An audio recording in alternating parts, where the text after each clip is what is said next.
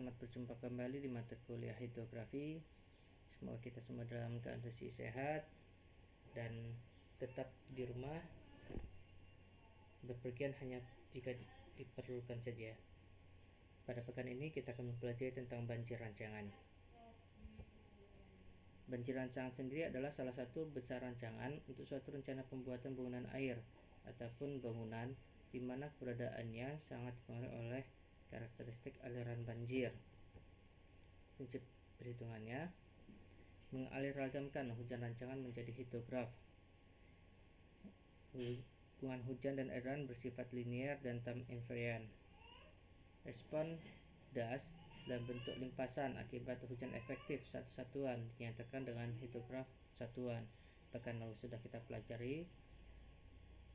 Lalu hidrograf banjir rancangan, di mana jumlah kumulatif hidrograf akibat hujan efektif tiap jam ditambah base flow. Skema perhitungan bisa adik-adik lihat pada layar. Mari kita masuk ke distribusi hujan jam-jaman. Distribusi hujan jam-jaman ditetapkan dan cara pengamatan langsung terhadap data pencatatan hujan jam-jaman pada stasiun yang paling berpengaruh pada daerah aliran sungai. Jika tidak ada, maka bisa menunjukkan perilaku hujan jam-jaman yang mirip dengan daerah setempat. Namun yang perlu digarisbawahi adalah harus berada pada garis lintang yang sama.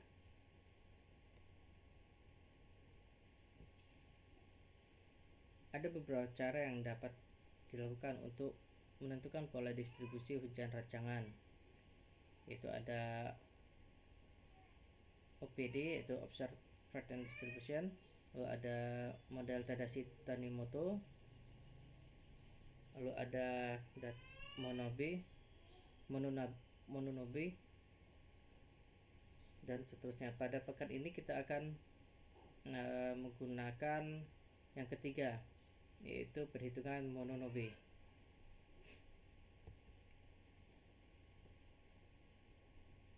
Ini bisa kita skip. Kita menggunakan perhitungan Mononobe, di mana persamaan yang digunakan yaitu R24 per 24 dikali dengan 24 per T pangkat 2 per 3, di mana biasa asumsi di Indonesia yang ditetapkan adalah 3-6 jam. T sendiri adalah waktu, yaitu 3 hingga 6 jam. Sedangkan R24 itu adalah curah hujan harian maksimum pada kala ulang T tahun. T tahun itu tergantung dengan berapa lama umur layanan yang diperlukan untuk bangunan kita. Misalnya suatu bendungan kita direncanakan untuk umur layanan 50 tahun. Berarti T tahunnya adalah 50 tahun. Untuk umur layanan adalah 50 tahun.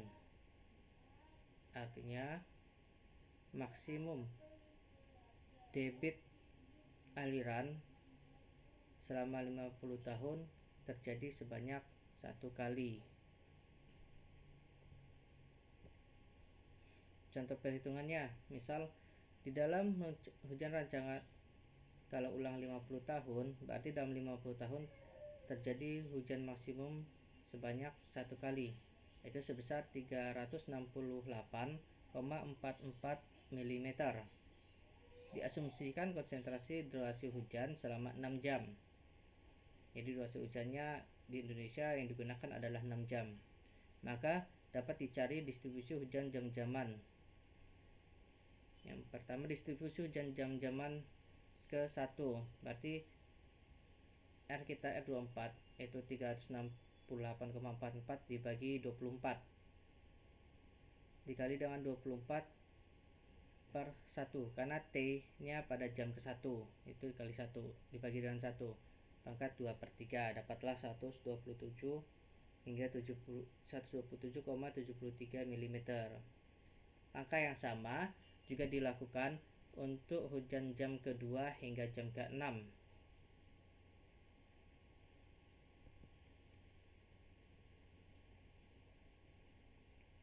Selanjutnya ada model Tadashi Tonimoto. Nah, ini menggunakan data hujan jam-jaman di Pulau Jawa. Jadi sebenarnya sangat idealnya digunakan di daerah Pulau Jawa, namun masih juga bisa digunakan di sekitaran Indonesia. Hujan ditetapkan berlangsung selama 8 jam dan persentase bisa dilihat pada layar. Jadi diasumsikan hujan jam-jamnya ada hingga jam ke-8. Dengan persentase dari hujan itu bisa kalian lihat pada layar, 26% pada jam ke-1, 24% pada jam kedua, dan 3,5% pada jam ke-8.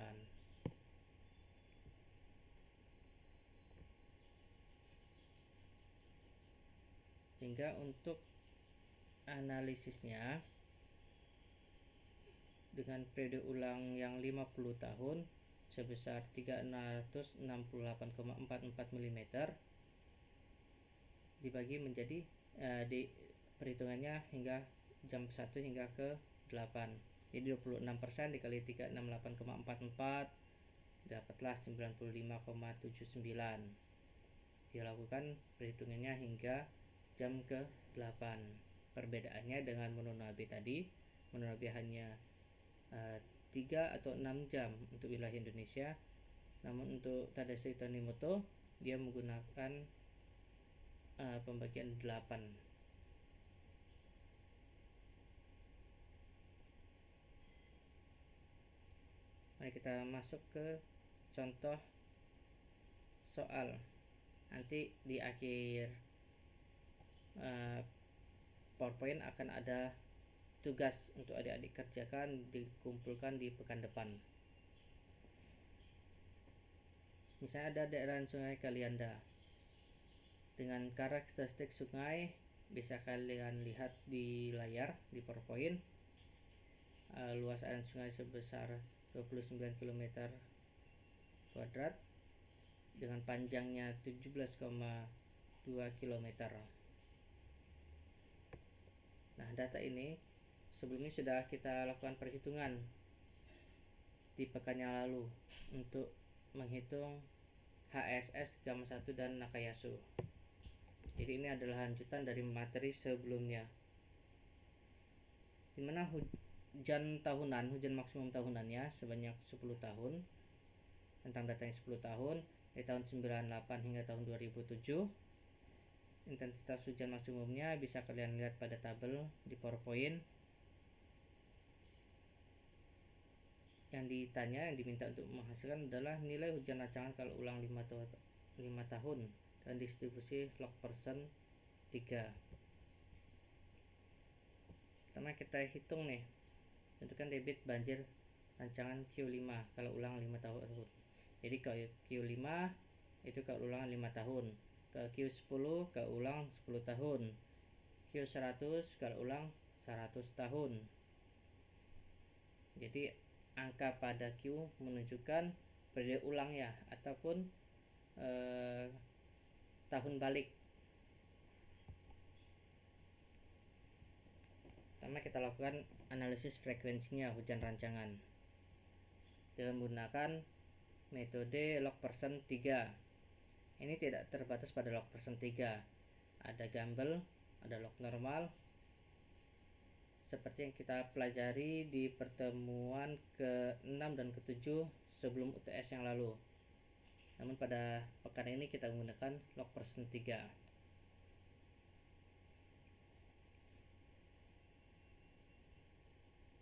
Nah, data kita ada data hujan maksimum tahunan dan dengan panjang data 10 tahun. Kita lakukan dengan log persen 3. Dapatlah rata-rata log X nya ataupun rata-rata hujan tahunannya yang telah dikenal logaritma itu 1,96408 rata-rata hujannya. Jadinya kita akan menghitung standar deviasi, kita hitung CS nya atau thickness nya, Kalau di Excel itu tinggal masukkan persamaannya saja, tinggal kita input persamaan, nanti hasilnya dia keluar. Misalnya skew dari skewness dari log X, jadi kita ketik sama dengan skew itu panggil datanya dari berapa hingga berapa. Gitu juga untuk standar deviasi dan nilai rata-rata. Kalau nilai rata kan sama dengan average, kalau standar deviasi nanti ada persamaan sama dengan stdef, masukkan datanya. Sebagai contoh bisa dilihat pada Excel kita.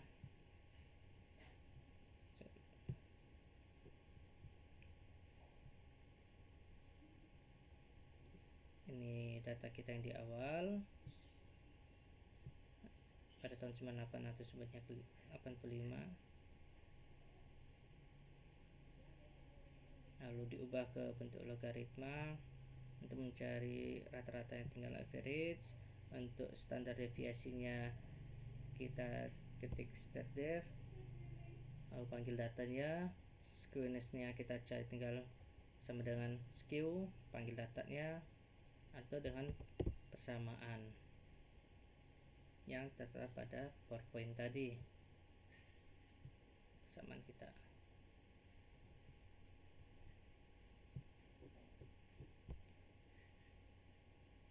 Selanjutnya yang akan kita hitung adalah besarnya hujan rancangan kalau ulang.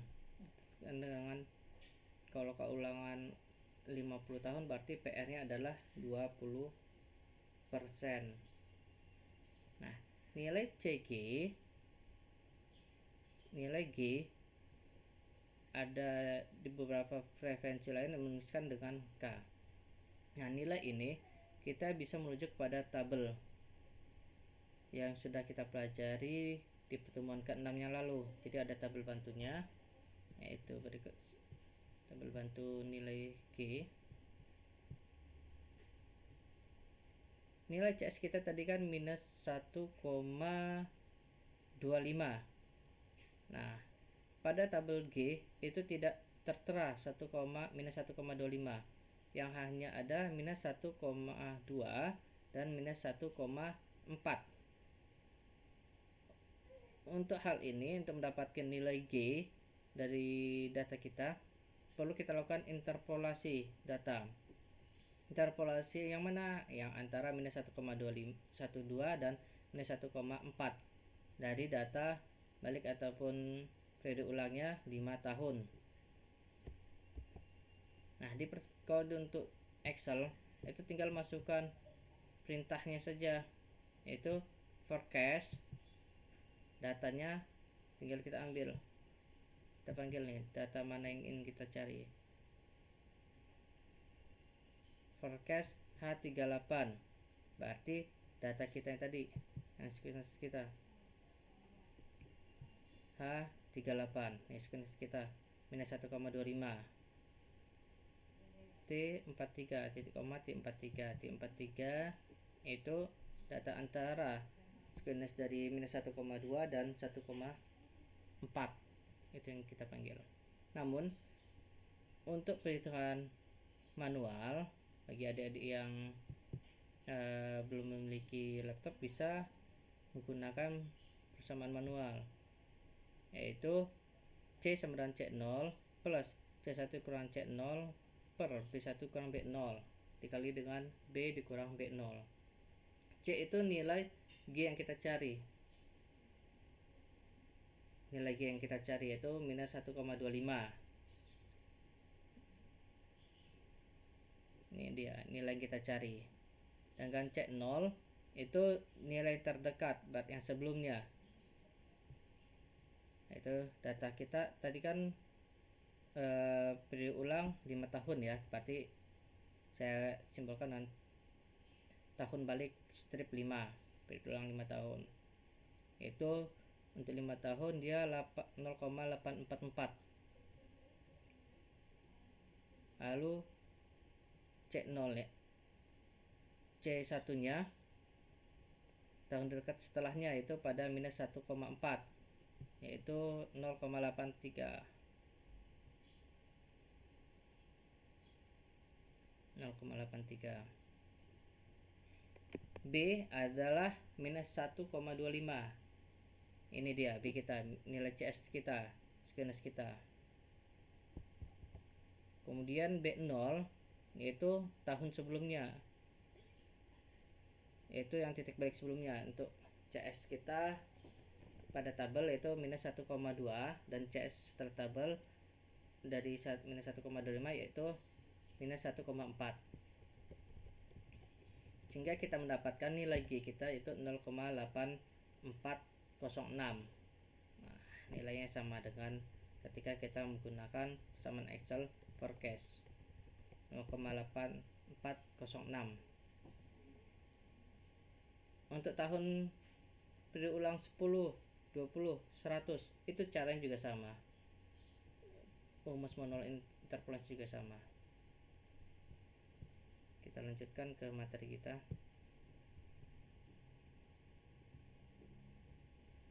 Lalu jadi untuk mendapatkan nilai G, ketika nilai G tersebut tidak terdapat pada tabel, maka silakan melakukan interpolasi data.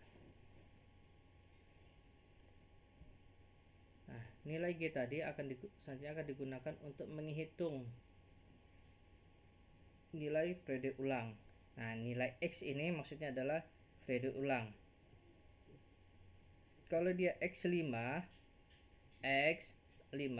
berarti periode ulang 5 tahun. Kalau X50 berarti periode ulang 50 tahun.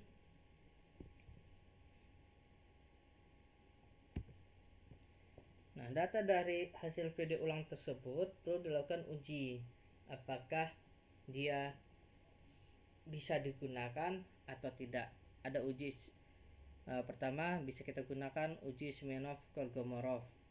Boleh menggunakan uji ini ataupun menggunakan uji square. Prinsip uji Smirnov-Kolmogorov sudah diberikan materinya pada pekan ke 6 atau 7 sebelum UTS yang lalu. Pada dasarnya data awal kita itu yang harus kita perhatikan nih. Data awal kita perlu kita urutkan dari urutan yang terbesar hingga yang terkecil. Jadi kalau pada saat log normal log persen 3 tadi datanya masih random, masih mengikuti nomor urut tahun, sedangkan pada uji Smirnov-Kolmogorov datanya tadi itu kita urutkan dari nilai tertinggi hingga nilai terendah.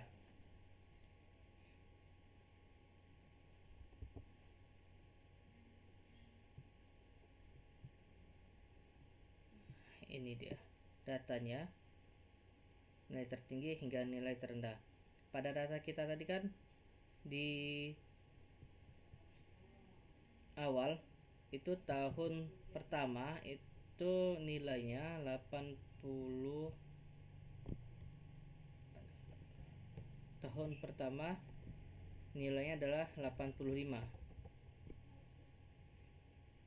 Nah, sedangkan pada Kolmogorov ya diurutkan datanya, diurutkan. Ini dia.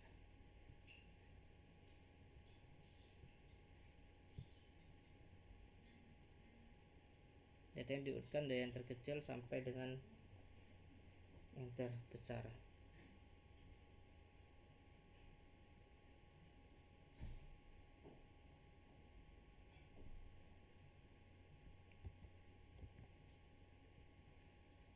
Sedangkan nilai G bedanya di uji log persen 3 tadi kan ada G, ataupun kode referensi lain menggunakan K. Sedangkan di uji Smirnov nilai G itu dicari dengan menggunakan persamaan log X dari data kita dikurang dengan rata-ratanya dibagi S.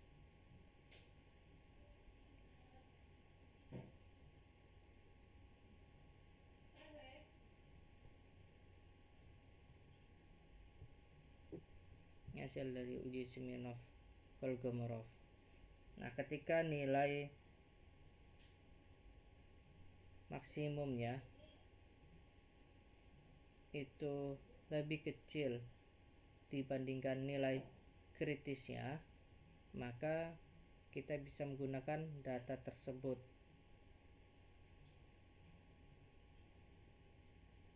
Derajat kepercayaan 5%, berarti nilai errornya sebesar 5%, sebesar 5.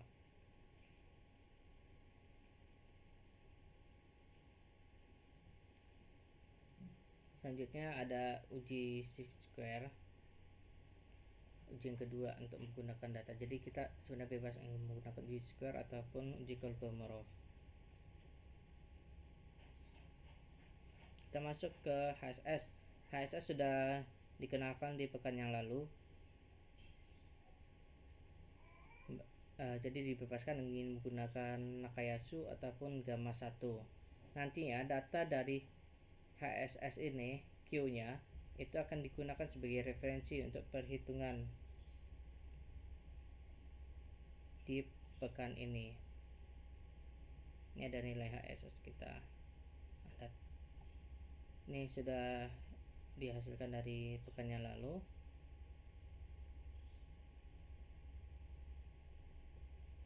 Kita masuk ke distribusi hujan jam-jaman. Persamaan yang digunakan adalah persamaan Mononobe.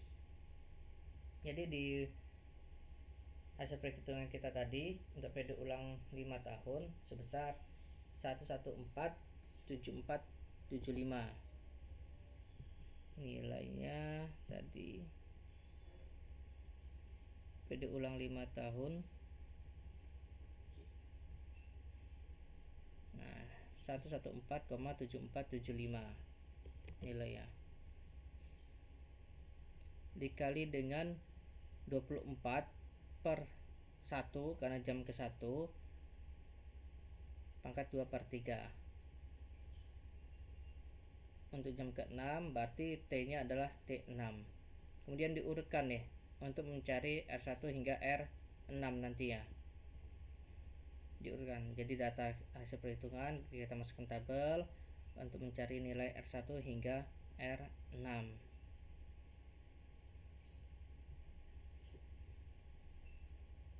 Nah, yang sebelah kiri Q tadi itu dari Nakayasu yang kemarin, hasil perhitungan kita yang kemarin. Sedangkan R1 hingga R6 itu menggunakan data kita.